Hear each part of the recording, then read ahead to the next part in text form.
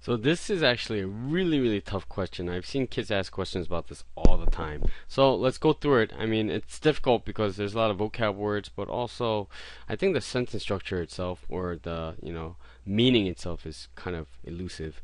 So let's look at this. It says singers often rash behavior. So this is something that you need to know. Rash behavior is bad behavior, right? This person is not acting nicely. On the set of, I guess, where they're, you know, um, recording her songs, right, at the studio, had few lasting effects, right? It didn't last long. Whatever she did to the people that were at the set didn't last long. She was, and they give a colon over here. Colon usually means it explains why, right? It's like you have an independent clause, and then within the independent clause you have an object, and usually colon explains why. Okay, so let's look at why. Why this, whatever she did, bad behavior, didn't last long. So she was so good at blank, her colleagues annoyed. So colleagues are annoyed because she's acting rashly, right? With a joke that she easily restored their blank. So you go back to however they felt before, right? So she was good at what? It has to be a word that says like you're reducing or something, right? Colleagues annoyed, reducing their annoyance, so then they feel normal. Right? So let's look at A. A says appease, right? She was so good at appeasing their colleagues' annoyance. Okay, that makes sense. She's really good at reducing the annoyance with a joke that she easily restored their blank despondency. Well, despondency means sad, so this can't work. They weren't sad to begin with, so that wouldn't make any sense.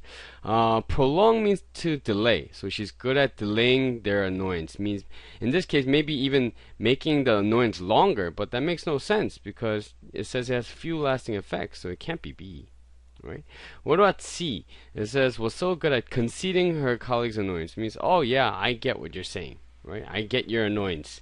That the people who she annoyed feels confidence. Well, that makes no sense at all, right? What about D?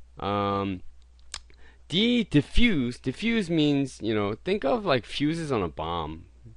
Fuse on a bomb like is that little string or something that you light the fire on and then it explodes, right? So if you cut the fuse, the bomb doesn't go off. Diffusing means removing the problem, basically, right? So she was so good at diffusing her colleagues' annoyance. Okay, she got rid of the colleagues' annoyance with a joke that she easily restored their equanimity. Equanimity means calmness, and you could remember with the word equal, right? So they're just going back to their normal way or attitude, right? So D is the correct answer. She's so good at removing the annoyance that they went back to normal. But what about E? Let's look at E. She's so good at disguising, which means hide, right? Hiding her colleagues' annoyance with a joke, she restored their aloofness. Aloof means you become distant or cold, so that wouldn't make any sense. And why would you hide the annoyance? Or hide their annoyance? That wouldn't make any sense. So the correct answer is D, and this one's super tough. A lot of hard words in here, but I think if you think it through, it's